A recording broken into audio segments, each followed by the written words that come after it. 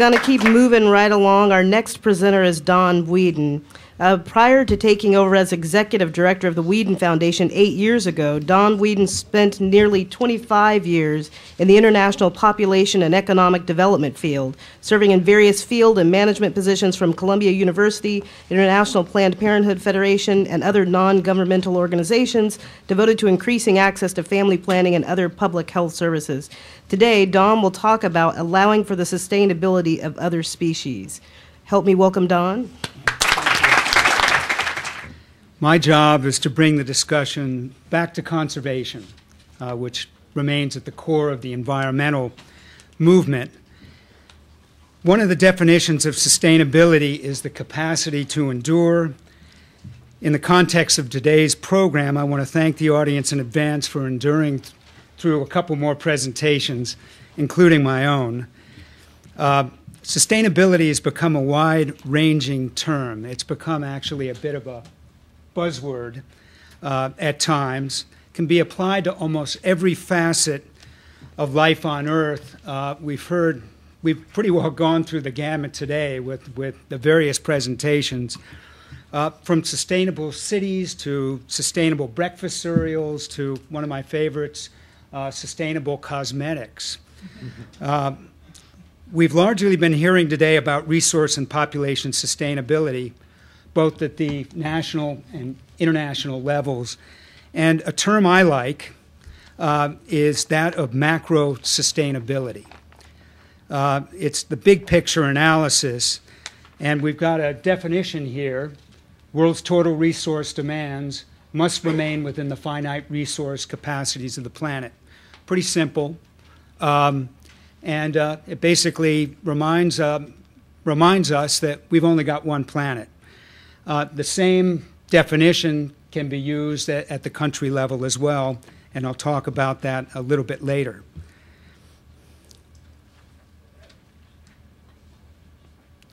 You probably, most of you would be familiar with this slide. It's from the Global Footprint Network. It basically says we surpass the biocapacity of the planet, that is the regenerative biocapacity, sometime in the late 70s. We're currently using 1.3 planets of those resources each year, and that amount is rising. If resource limits continue, so say such analysis, continue to be breached, alternative paths not taken, inevitably industrial civilization will collapse. And the end game for many stakeholders will be political and social upheaval. We heard from Jack Alpert's pretty pessimistic presentation last night that bad things can happen pretty quickly. These analyses are all, starting with the limits to growth in 1972, they're intended to be clarion calls for action. Sadly, our leaders and much of society remain deaf. Nonetheless, I believe, and a number of conservationists believe, that there is a flaw in many of these analyses. It largely ignores the needs of other key stakeholders, the other 15 million or so species on the planet, sidestepping what many conservationists believe to be the most serious environmental crisis of our time, the biodiversity crisis. We are experiencing what has been referred to a couple times in the program as the sixth great extinction. The 5 other extinctions go back many millions of years. The last extinction was some 65 million years ago when the dinosaurs perished. Recently, an Australian scientist reported that the current extinction crisis, which we're in the midst of, is going to be worse than virtually all the other extinctions, that we're looking, at such a rapid rate, one that's thousands of times the normal rate, that evolutionary processes may be irrecoverable. You thought I was going to cheer you up on this talk, right? But the truth is, the concept of macro sustainability has always been anthropocentric. It's always emphasized human economic needs. And, you know, we're a selfish species, really. The biodiversity crisis has been sidestepped, however, in part because of a weak feedback loop. I mean, our economic engine can chug along. The Bengal tiger is on the brink of extinction in India, and yet they're considered still one of the potential economic tigers. Everything kind of moves along. And there's such a weak feedback loop in that respect that the alarm bells just don't start going off.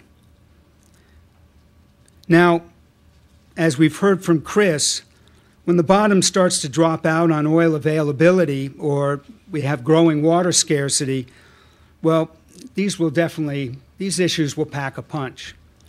The alarm bells will go off, and it's going to happen pretty quickly. But in terms of biodiversity, again, the alarm bells aren't going off. And in fact, the year 2010 is the year of biodiversity. And I've been to environmental conferences where that just hasn't been mentioned at all.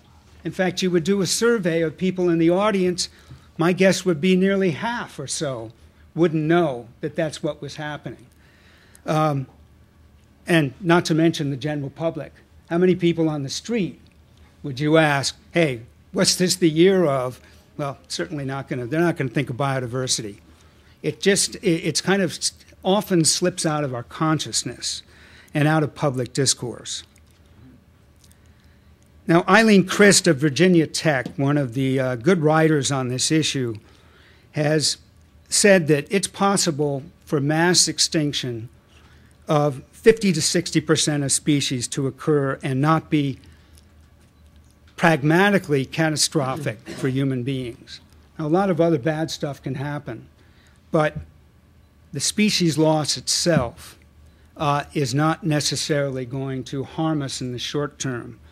I mean, after all, we've been tweaking nature for decades in terms of replacing native forests with pine plantations. I work down in Chile, and that's the big issue. They've already logged 60% of their native forest.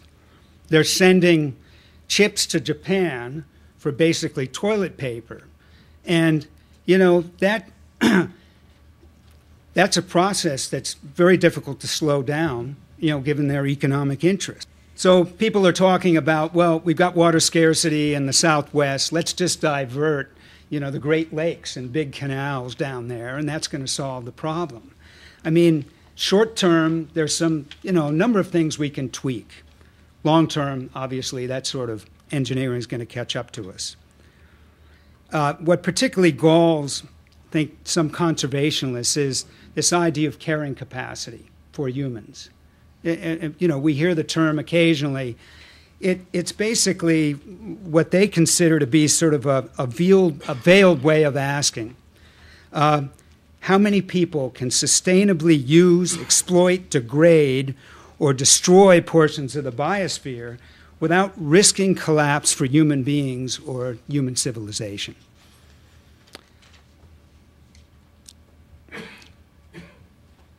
This is sort of a formulation of the IPAT formula. Inputs, throughputs, wastes, non-renewable resources. And here, though, which is unusual, we've got space for biodiversity. Probably needs to be higher up.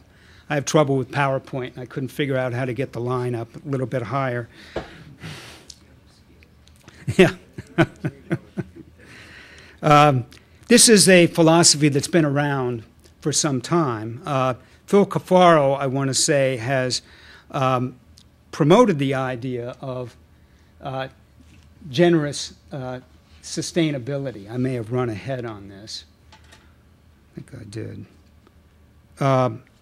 And so I cribbed the term from him, and he very generously said I could run with it today. But other philosophers, conservation philosophers philosophers have written a lot about this over the years, from Aldo Leopold to Roderick Nash to Dave Foreman currently.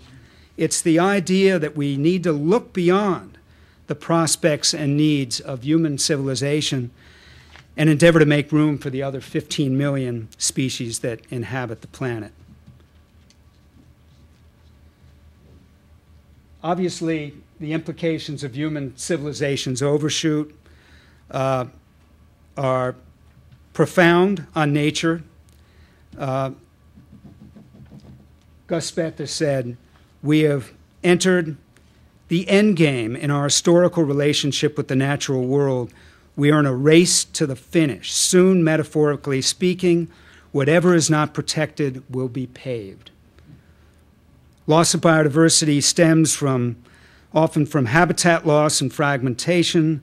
We appropriate wild lands for a variety of things, forestry, agriculture, and that natural capital is progressively converted to man-made capital, resulting in a greater imbalance. Paul Hawken has written, "Sustainability is about stabilizing the currently disruptive relationship between the Earth's two most complex systems, human culture and the living world." So generous sustainability describes scientifically what the need is, but it's also a call to action. For the remainder of the talk, I'm going to focus on the challenges for biodiversity in the U.S., the prospects for generous sustainability, and the implications for consumption and population levels within the country.